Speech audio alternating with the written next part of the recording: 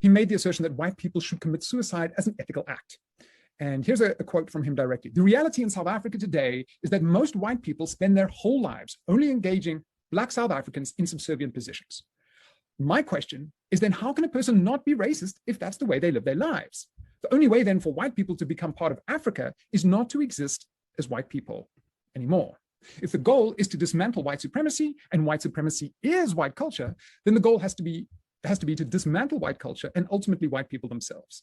The total integration into Africa by white people will also automatically then mean the death of white people, as white as a concept would not exist anymore. So here's the kind of crazy gambit of this talk. I want to suggest that psychoanalytically, we could even make the argument that there was something ethical in Delport's statements.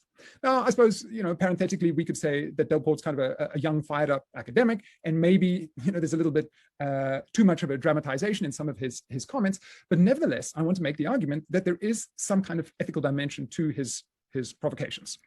I think that Delport took his white audience to the threshold of a type of symbolic extinction, or at least the contemplation of what that might be. He took them to a proposed end of whiteness. Or in more psychoanalytic terms, we could say that Delport offered his white audience the opportunity, one they didn't seem to appreciate for the most part, but the opportunity to contemplate what we could call the castration of whiteness.